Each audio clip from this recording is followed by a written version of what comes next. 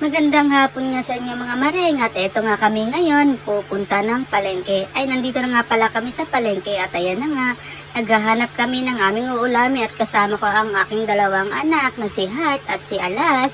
Ayan nga sila nasa harap ko, tamang lakad-lakad sila.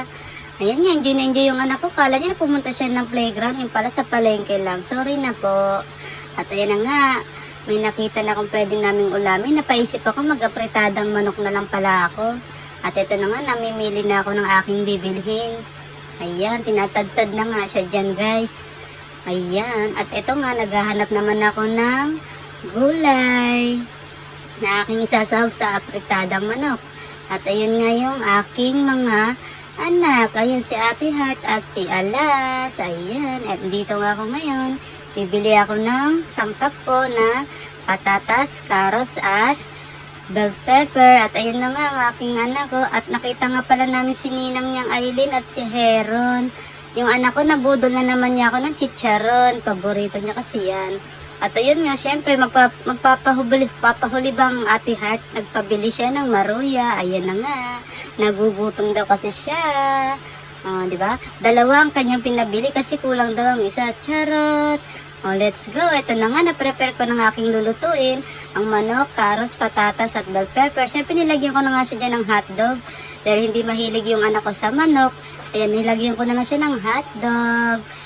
Ayan, maglagay na tayo ng mantika. Ayan, dahan-dahan sa mantika. At ayan na nga, nilagay ko na rin ang bawang.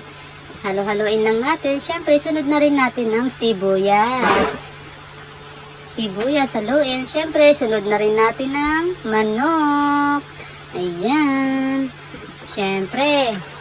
At halu-haluin muna natin yan para pumapit ang lasa ng bawang at sibuyas. Siyempre, lagyan natin ng paminta. Ayan. Lagyan natin siya ng maraming paminta at ilagay na natin ng carrots. Ayan, para medyo lumambot na siya. Siyempre, lagyan na natin ng tubig. Tamang tubig lang muna ha. Baka masobra sa sabaw. At ayan na nga, kumukulo na siya. Isusunod ko na rin dyan ang patatas. Ayan. Ang daming patatas niya kasi yun paborito ng anak ko. Patatas. Haluin natin. Ayan. Siyempre, lagyan natin siya ng laurel. Dahon ng paminta, laurel. Tama po ba yun? At ayan na nga, kumukulo na. Isunod na natin ang hotdog. Ayan. Sinubukan ko lang yun na lagyan ng hotdog kasi yung anak ko hindi siya mahilig sa manok. Ayan, nilagyan ko siya ng hotdog. At ayan, nilagay ko na ang tomato sauce. Ayan, haluin natin siya para kumapit yung kulay sa mga manok natin. Ayan, halo-halo na. Huwag kayong magsasawang maghalo. At syempre, lagatin ng toyo ng asawa mo. Tamang lagay lang ha. At syempre, lagyan na natin siya ng asin at betchin. Ayan, lagyan natin siya ng betchin. Ayan, syempre lagyan na natin ng bell pepper. Ayan, pampasarap lalo yan. Punong-puno siya ng mga gulay at sahog. Hindi ko na makita yung manok. Ayan. Tamang halo lang ulit. Tamang halo lang. Ayan na siya. Malapit na siyang maluto. Malapit na siyang maluto. Ayan. Kita nyo na yan. Napaparami na naman ang kain ng pamilya Dolpo.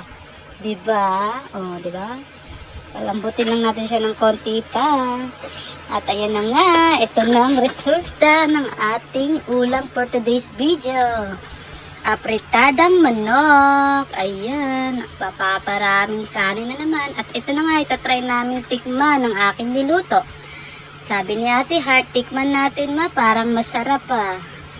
Bakit? Hindi ka ba sure sa ulam natin araw-araw? Ayan. Diba?